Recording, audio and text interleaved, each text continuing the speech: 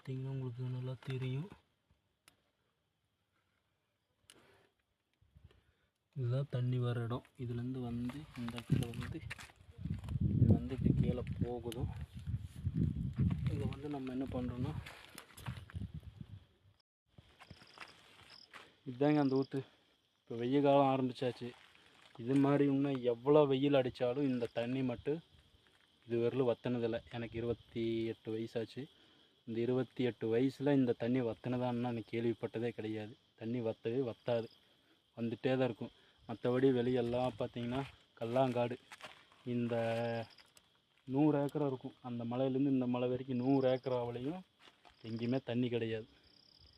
இது மட்டும்தான் ரியலாக நேச்சுரலாக அந்த தண்ணி வந்து இருந்துகிட்டே இருக்கும். இது வந்து இதுக்கு பேர் வந்து நாங்கள் கஞ்சி ஊற்றுன்னு பேர் வச்சுருக்கோம். இது ஊத்துக்குழி, கஞ்சி ஊற்றுன்னு சொல்லுவோம். தார்காட்டு கஞ்சி ஊற்றுன்னு சொல்லுவோம். இந்த தண்ணி தான் இந்த ஊற்று தாங்க. இந்த ஊற்று வந்து காலகாலமாக இந்த தண்ணி வற்றவே வற்றாது. இந்த தண்ணி வந்துகிட்டே தான் இருக்கும். வந்து லீக் ஆகி வெளியே போயிட்டுருக்குது. இப்போ இதை என்ன பண்ண போகிறோன்னா, வெய்ய காலம் ஆரம்பித்தாச்சு. இந்த இடத்துல வந்து புறா, மயில், மான், காட்டு எருமை, யானை எல்லாமே வந்து தண்ணி குடிக்கும். யானையெல்லாம் வந்துச்சுன்னா ஸ்ட்ரெயிட்டாக அந்த உள்ள அந்த சுரங்கத்தில் உள்ள கை விட்டுச்சுன்னா எடுக்க தண்ணி உள்ளேருந்து வந்துகிட்டே இருக்கும். இங்கெல்லாம் வந்து பார்த்திங்கன்னா மான், புறா இதுக்கு தண்ணி குடிச்சிக்கும். இந்த இடத்த நம்ம என்ன பண்ண போகிறோம், வெயில் ஆயிடுச்சு. நம்மளும் நிறைய டைம் வந்து இந்த இடத்துல தான் அப்படியே துண்டு வேட்டி இருக்கும். அப்படியே துண்டு வேட்டி விரிச்சு விட்டு அப்படியே வாய் வச்சு தான் குடிப்போம். ஏன்னா இங்கே இந்த தண்ணி கிடைக்கிறது ரொம்ப பெரிய விஷயம். அதனால் நம்ம இப்போ என்ன பண்ண போகிறோம்னு பார்த்துட்டிங்கன்னா, இந்த தண்ணியை வந்து கொஞ்சம் பராமரிக்கலாம் சொல்லிவிட்டு கொஞ்சம் அணை கட்டி தண்ணியை சேஃப்டி பண்ணி கொஞ்சம் தேக்கி நிப்பாட்டலாம் அப்படின்னு சொல்லி ஒரு ஐடியா பண்ணிட்டு தான் வந்திருக்கோம். வாங்க நம்ம வந்த வேலையை செய்வோம்.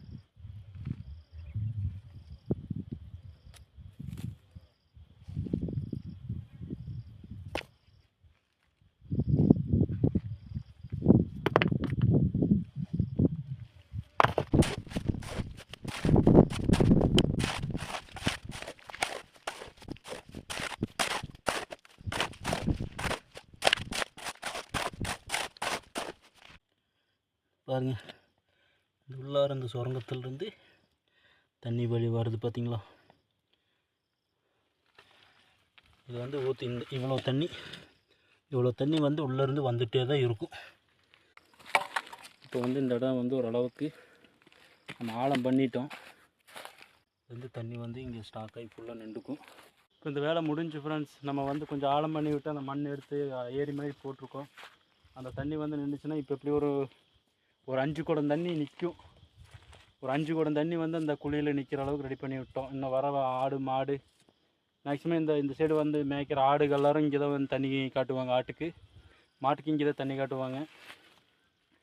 அது இல்லாமல் பறவைகள், புறா, மயில், காட்டுக்கோழி, புள்ளிமான், காட்டெருமை, யானைலேருந்து இந்த வனவிலங்குகள் எல்லாமே இங்கே தான் வந்து தண்ணி குடிக்கணும். இது விட்டாச்சுன்னா விவசாய நிலத்துக்கு தான் போகும். விவசாய நிலத்துக்கு போக முடியாத சுச்சுவேஷன் இப்போது.